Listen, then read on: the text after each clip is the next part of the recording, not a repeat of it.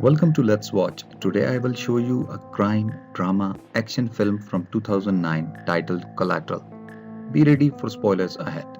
The movie opens with Vincent following a man through the airport. He bumps into him and uses the distraction to switch bags, to casually walk out. We are next introduced to Max. He cleans his taxi and sets out to work for the day. He spends his days driving customers around, looking at a photo of an island to keep him motivated, a vacation in his mind. He picks up a new passenger, Annie, and drives her downtown. They disagree about the fastest route, and Max promises a free ride if he's wrong. When they breeze through the traffic, Annie admits she was wrong and is impressed with his work ethics. Max tells her that this is a temporary job and that he has big plans to create his own limo company. She tells him about her job as a lawyer but is afraid that she's going to lose her next case. Max encourages her by giving her the photo of the island, so she thanks him and leaves. He is disappointed in himself for not getting her number, but she returns to give her business card. Meanwhile, Vincent leaves the same building that Annie enters and gets into Max's cab. He offers Max $600 to drive him around the entire night. Max is reluctant, but the 600 is too tempting to turn down, and agree to drive the smooth-talking, silver-haired man around. Vincent has Max drive him to an apartment building and instructs him to park in a side alley to remain out of sight. Waiting for his passenger to return, he begins daydreaming. Out of nowhere, a dead body falls on the roof of the cab. Vincent returns and confesses to killing the man, who is now lying on the top of the cab at gunpoint. He forces Max to help him stash the body in the trunk. Thinking this is a lot of work for $600, Max begs Vincent to let him go, which Vincent refuses to do. Back on the road again, looking completely suspicious with a broken windshield and taped on taxi sign, they are stopped by police. Luckily for them, Max lays on the charm and tells the cops to hit a deer. About to open the trunk, the cops get called to another emergency. At the next stop, Vincent, untrusting of Max, ties his hands to the steering wheel. With Vincent gone, Max tries to escape and attracts the attention of two unhelpful civilians. They rob him and take Vincent's briefcase. Returning from whatever he went, Mr. Assassin is not very happy and easily disposes of the two hooligans with a double tap to the chest and one on the head. In his signature move, Vincent tells Max to stop with his shenanigans. He only needs to kill 5 people tonight, and Max is adding to his body count. Meanwhile, back at the apartment crime scene, Detective Fanning arrives. Unable to find a body, he begins his pursuit to find the victim and the killer. A witness recalls seeing a cab at the scene. Fanning takes a walk down memory lane and recalls an unsolved case involving a cabbie and 3 dead bodies in one night.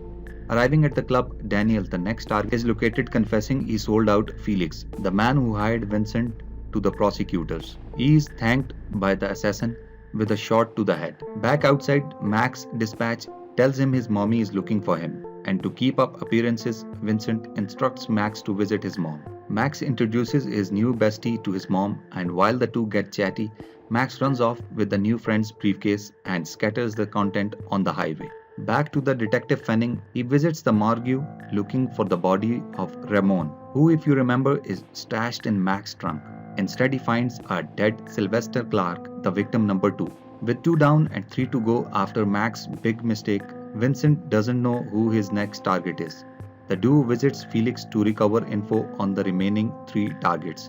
Felix has never met Vincent, and so Max is sent into the impersonate him. The FBI keeping an eye on Felix while the DA puts together their case is led by Agent Pedrosa. Catching up with the dead bodies, Detective Fanning joins them on the skate out, just in time to see Max drop by for a friendly visit. Coming face to face with Felix, Max gives an award-winning performance and convinces the crime boss and handed a USB key with the remaining identities. When Max leaves, Felix instructs his goons to head over to Club Fever. Back in the cab, he hands Vincent the key with the next known target and location. The duo head to Club Fever. Unfortunately for Max, he is overheard by the eavesdropping agents calling himself Vincent. Agent Pedrosa now believes Max is the assassin, and he is being moonlighting as a cabbie this whole time. Detective Fanning, the survivor of the two, doesn't think it's so obvious and wants to investigate further. The good guys figure out that the victims are all witnesses to an upcoming trail, the same one director attorney Annie was stressing about. They begin the task of hunting down the next target, Peter, who is currently at Club Fever. Arriving, Max and Vincent begins sourcing the club for their target. The FBI also arrives and sets up a perimeter outside. Back inside, Vincent spots Peter and instructs Max to keep an eye on him while he takes out the guards. Agent Pedrosa, last to the party, sees Max, who he thinks is the Vincent the assassin, and attempts to arrest him.